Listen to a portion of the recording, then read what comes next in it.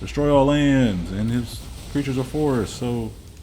Wow, that worked. Hey guys, welcome back to the channel. It's MTGGnome here, and today we'll be checking out Tameshi, Reality Architect. So I'll leave Tameshi's abilities on screen here for you guys to check it out for yourselves. But basically, we can return artifacts and enchantments from our graveyard to the battlefield by paying pretty much one extra than the mana value of the artifact or enchantment and returning a land we control to our hand. So all we're going to be doing is kind of controlling the board with effects like Reprobation and Heliod's Punishment, Candle Trap, things like that, and then we're going to be drawing cards with Soul Guide's Lantern, Scrabbling Claws, Aether Spellbomb, Tormod's Crypt, because with these 1-drops and 0-drop artifacts, we can just essentially pay very little mana to return a land we control and draw a card, and also return that artifact or enchantment from our graveyard to the battlefield. And so there's actually quite a bit of things that help us draw cards as well as keep our opponents at bay. So Tameshi's ability, if we bring back a Reprobation, for instance, or Heliod's Punishment, we can draw a card by bringing it back because we return a land to our hand in the process of returning the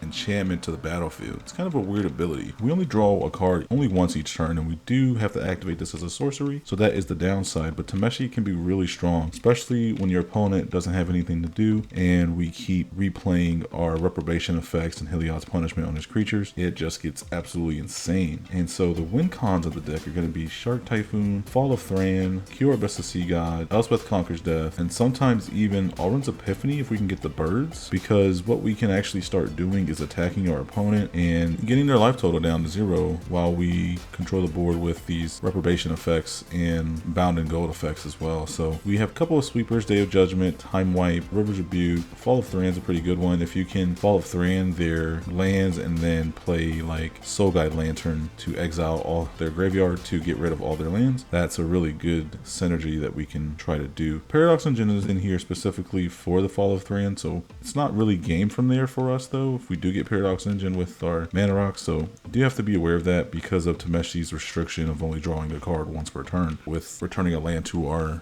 hand. So a couple of cool things we can do with the deck is Treasure Vault is an artifact land, so we can get it back with Tameshi's ability, and we can sack the Treasure Vault to get treasure tokens, and we can bring it back if we need a land. So that's a pretty cool synergy. I thought that would be pretty good with the deck. Also, the Zendikar and Kamigawa lands are really good because if we play these as lands, we can activate Tameshi's ability, bring something back from the graveyard, returning one of the lands to our hand. And so if we need to play like Seagate Restoration to draw some more cards, we can return that land to our hand to play the sorcery side. So it's really, really solid. The deck's pretty much rounded out by helping us mana fix with Gift of Estates, Birth of Meletis, and then our Chromatic Lantern. And then we have a couple of good enchantments with Smothering Tithe, As Foretold, and Mermaid. And so we're running 35 land. That's including the Seagate Restoration and Amiri's Call. Our mana base should be pretty good, but we'll see how it goes. As you guys can tell, we're not running too many instants and sorceries, only the ones that are really going to help us out, like Gift of Estates, Swords to Plowshares. Dovin's Veto is the only counter spell in here. Teferi's Protection, you know, the good cards that you want to run in a Azorius build. So with that, guys, let's check the deck out and see how it does. Alright, we're playing Chulame. We'd go first. I like this. Got plenty of land. Got a Chromatic Lantern, Fairy's Protection, Fall of Thran. Now I might want to pop this next turn just to get the counters on going on it.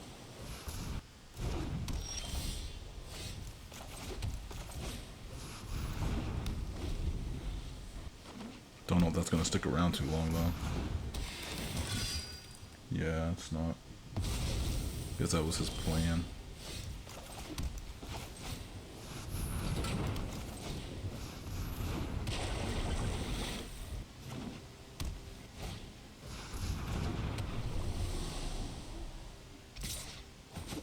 Prime Speaker Vanafor already, huh?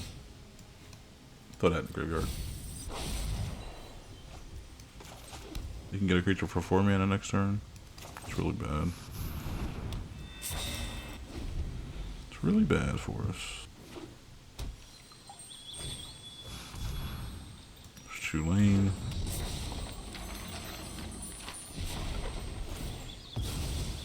Maybe we can play the Fall of Thran. But I really want to do something about this Prime Speaker Vanafor.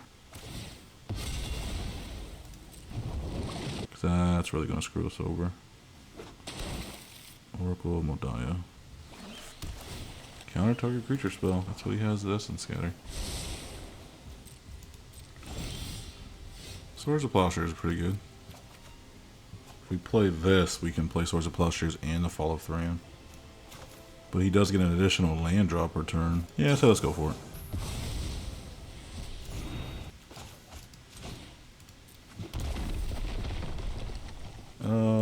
Fall of Thran.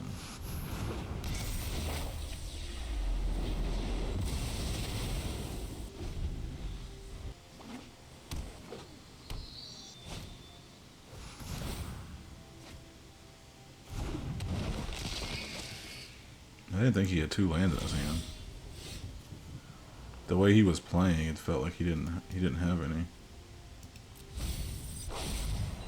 We'll transform the Kanto, bring back these 2.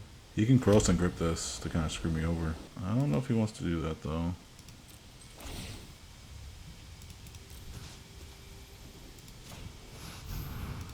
Return this plains back to our hand.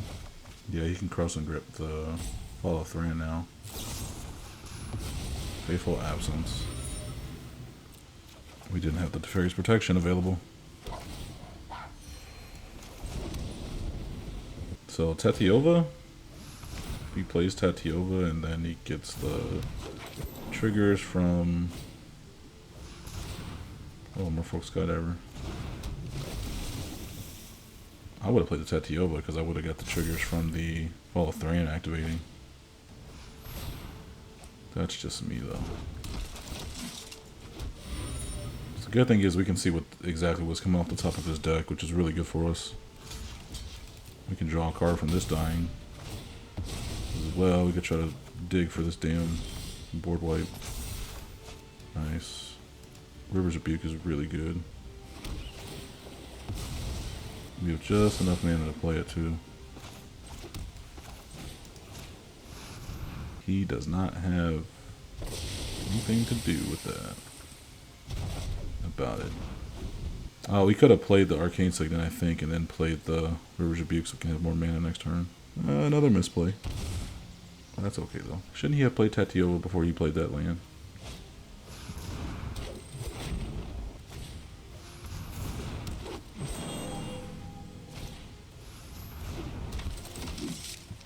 You would have thought he would have played Chulame first. He would play the Smothering Tide. He's probably going to play Chulame, and then if he does play Chulame, then we'll just get treasures off of him. I mean, he could just Cross and Grip the Smothering Tide to really screw us over, but we can't even Dovin's Veto the Cross and Grip. Well, we have Dovin's Veto for some of these other scary things. Yep, I had a feeling that was going to happen. There's Tetiova. He has a land on top. Well, he has another land on top. He played 3 lands because he hasn't played his land for turn.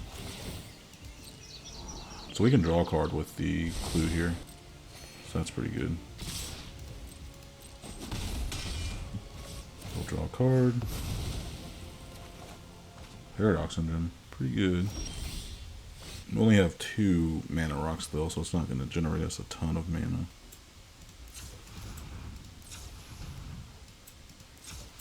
We do have the Signet though, so which is good.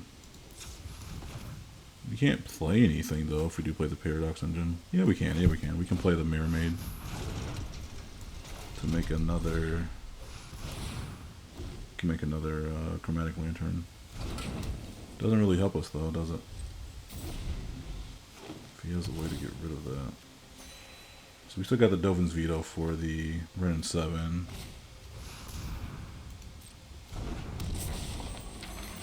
Nothing really scary in his hand. The Ren 7's kind of scary, but not really.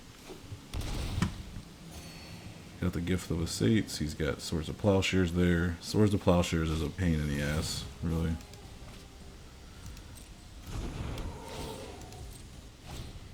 Well, he's got a ton of cards. Oh, Ashaya is super bad. Ashaya is scary. He got enough mana to play it. Damn it, damn it, damn it. Imagine if we had Smothering Tide on the field right now. There's the Fairy. All his creatures tap for mana.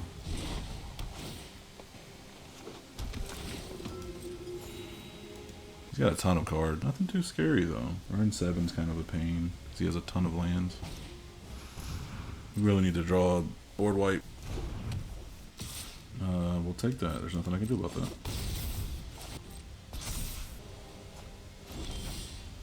All the Storm Giants. Not bad. We're going to tap all our mana. I could play Fall of Thran because his creatures are forest, right? Isn't that something I could do? Okay, so let's do that.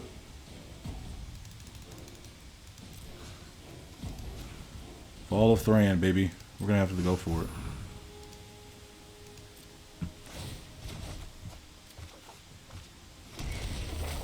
Destroy all lands, and his creatures are forest, so... Wow, that worked. Ashaya kind of screwed you over, didn't it? I think he's going to concede to that. I never thought Fall of Thran would be the savior of the game. Ashaya makes your creatures lands. Don't play Ashaya, people. That's what happens. Good game. Oh, that's like the greatest play I've ever done. Okay, we go first with Paradox Engine, River's Rebuke. I really like this hand because of Gift of the States, so let's keep it. And we get the Aether Spellbomb, so that's all we do. Oh, you might have wanted to save that, buddy. Let's just wait. See what he plays. If he doesn't play any creature, we'll just draw a card with the Spellbomb. Merfolk Windrobber. Yeah, we'll draw a card. Very nice, very nice. We can play the Arcane Signet, and we can play the Mirror Shield, so that's good. Get some protection on Tameshi when they come down. So there's Satoru. We can Source of Plowshares him. I kind of want him to mill us, don't we? Yeah, we can Source of Plowshares him. And then we can play Tameshi from our command zone. Let's see if he deals with Tameshi. Okay, so he did play a land, so we can play our Gift of Estates next turn too, so that's pretty good. Really good for us since we're not drawing land here. Mist Cloak Herald. Okay. It's not too bad. You know, I want him. Seems like we'll get our Hollowed Fountain. Play that. We'll put the Mirror Shield on Tameshi so we can protect him. We have to be sure. Oh, we can Brawl's Expertise. Although we won't have anything to play off of it. I think we... Do we wait for that? I think we wait for that. I think we just play this. Send everything back to his hand. He has to replay everything. I mean, he can replay that whole board again, but just buys us another turn to get something that we would need. Ooh, he can get rid of the Brawl's Expertise. He can get rid of the Paradox Engine. I mean, anything he gets rid of, we can just bring back, except the Brawl's Expertise. So we can play the Kesmina's Transmutation onto Satoru here. What we're going to do here. So he can't ninjutsu easily. We can bring back the Midnight Clock, or we can bring back Touch the Spirit Realm. Get rid of this guy. No, let's bring back the Midnight Clock. Auto pay. Turn that to our hand. And we'll pass. He's up to 6 mana now, so like Massacre Worm, all those guys can start to be played. We'll just let it go through. So he has no ninjutsu cards in hand, so that's good. It's really good to know. Kaito. Very good, very good. You'll never see me coming. There's no secret I can't uncover. Alright. Fairy's Protection, pretty good. So we do have the Brawl's expertise, it's just, does he have a counter? Let's find out. We don't have anything we can play that we want to play from Brawl's expertise, so we'll decline that. We could go get Aether Spellbomb back and have the mana available to us. We draw a card. Oh, Ugin's nice. We don't have the mana available for Fairy's Protection, but I don't see us really needing it right now at this moment. So he has 7 mana, so like Toxtrol is online now. Oh, the scary guys. Shieldred. Extinction Event. We'll bounce the Tameshi back to our hand. Just so we don't keep having to pay that commander tax. Your Extinction Event does nothing.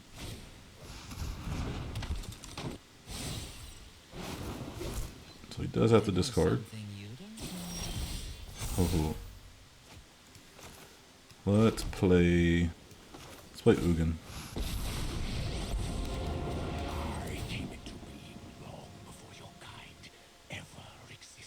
We are going to need to deal with Kaito. March of Otherworldly Light will not do it, but Otawara will. Yeah, so we're okay. I can create or I'm really scared he has like Ulamog in his hand. That's why he wants to keep trying to get Satoru out.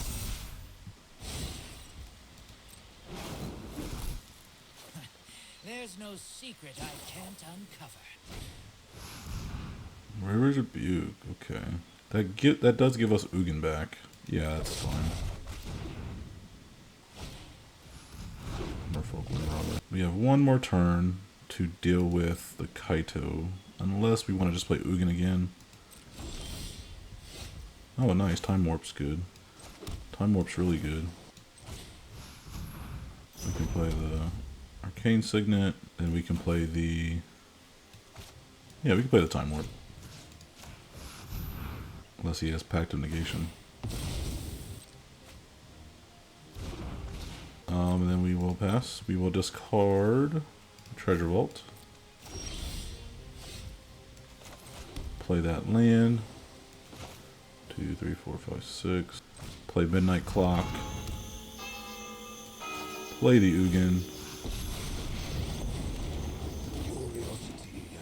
We'll get rid of that. The fun just started. And then we can play Mirror Shield for free. That's pretty good to me. What's in our graveyard? Could go get the Paradox Engine, start doing some... We only have 2 things though. Oh, that's a big boy. That is a big boy. Can we do something about him? We could. Hey, Mystic Subdual. Hedron Archive, nice. Let's play Tameshi. Do we have Kesmina's Transmutation in the graveyard. We also have Touch the Spirit Realm. Mystic Subdual, it's gonna make him a 3/6. I like Kesmina's Transmutation better. And we get to draw a card. So let's do that. We'll, let's do an island since we have only a few planes. Put that onto the Xanathar. And then we will put the Mirror Shield on Tameshi. Oh, he's got something. Oh, March of Swirling Mist. Okay, that's fine. We'll play that. And we'll pass the turn. There's no reason to have Satoru now. I mean, you could play all your big cards with just your mana here. Villas now. You can play Villas with 8 mana. Except for things like Ulamog and like Jinky Toxes. That's what I'm afraid of. Enters the battlefield to one target player's life total becomes half their starting life total rounded down. Yeah, we only lose 5 life from that. Could be worse.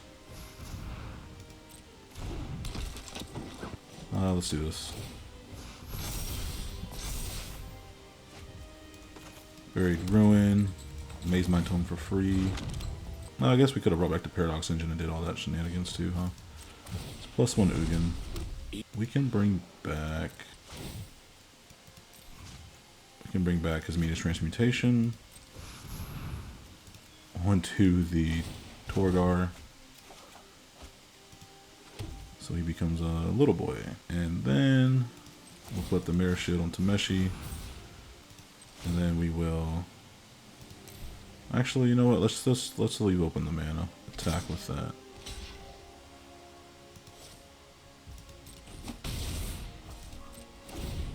And we will pass. I feel like we're in a pretty good spot. Things like Blood in the Snow and Mihawk Massacre kind of scare me. This guy's really hellbent on playing Satoru. You have that. Let's scry. Ask for Toes, not going to do anything right now. Not going to do a damn thing. And our opponent scoops, because he's tired of us doing stupid shenanigans like that. Okay, we're up against Tezzy. Master of the Bridge was this. Oh, okay, that's the one. That's the artifact one. I don't know. Pretty bad hand. It's a mulligan. This is pretty bad as well. We do have Touch the Spirit Realm. We can get rid of something. Let's go keep this because Forsaken Crossroad. We can just can enter. We can enter tapped if we need it to. I mean, I can enter untapped if we needed to. Whoops. Jacob Hawken. Okay. Let us pass the turn. We can Omen at the end of the turn. Very nice. We'll Omen.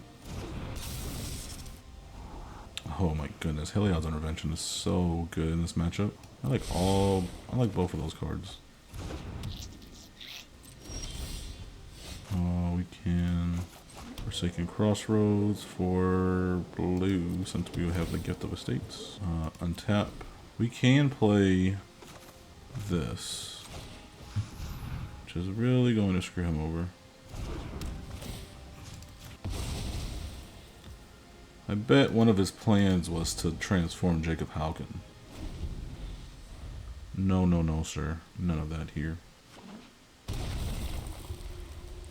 So he would have had the mana if I didn't get rid of the Palladium Mirror. Oh, Aether Flux Reservoir. There's no reason to play Tameshi right now. Let's play Gift of Estates. So we can kind of fill up our hand. We're going to save this Heliod's Intervention for something spicy. Yeah, we'll have that enter tapped. And pass the turn.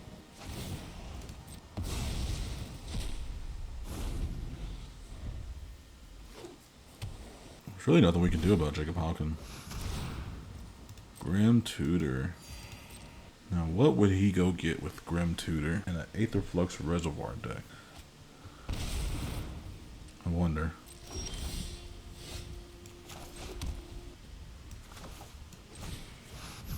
You think he'll counter this? I guess we could play Tameshi, right? There's still not a reason to, honestly. Nah, let's just pass turn. If he has a land, he can transform Jacob Hawken. No land. We get lucky there. There's the land. He's gonna play Tezzy. Oh no, he's gonna play Renowned Weaponsmith. Oh, Thrawn Temporal Gateway. Is that what he got from? Let's draw. Let's draw a card.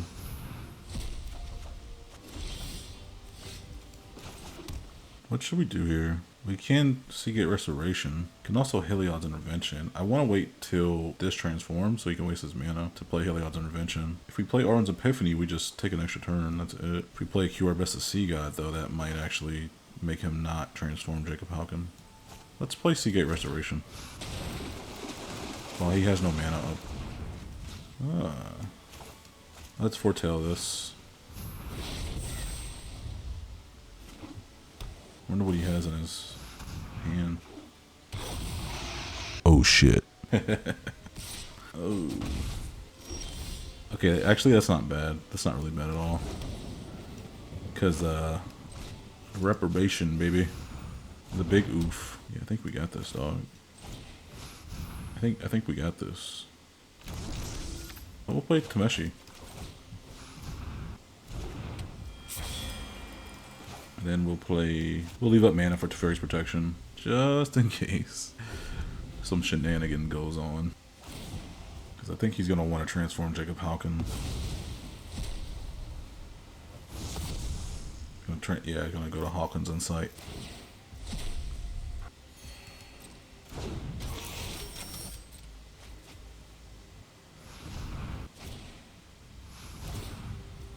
Untap target artifact.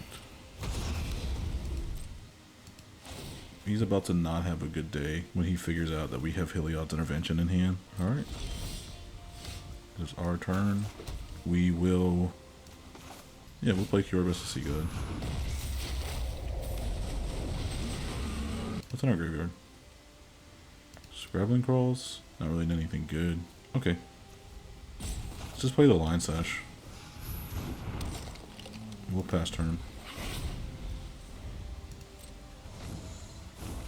You know what? I actually should have done something about this. Now that I think about it. If he casts anything really bad, I guess we can Dovin's Veto it. Oh. It's gonna make Heliod's Intervention a lot less impactful. We still have a lot of mana though, so not really too worried about it. We're gonna take an extra turn after this goes off. There's an Infernal Grasp. Can we phase? You know what? I mean, it's not really hurting us for Tameshi to die. We'll just let it die. Oh, that's right. So it's gonna cost 7 mana to cast him. Proliferate? You wanna proliferate my Saga here? If we take control of the Hawkins Insight, do we get the cards that's underneath here? I would think so.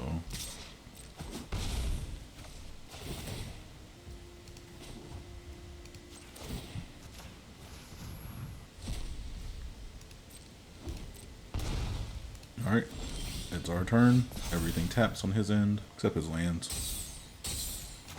I don't think he's gonna like this. Too much. I like it. And we'll gain control of the Hawkins Insight. So, no, we can't. Ah, okay. That's interesting. I guess we can play this now. X equals 5. 1, 2, 3, 4, 5.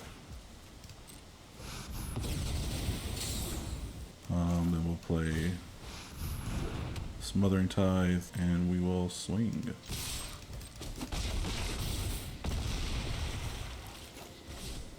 And we'll end turn.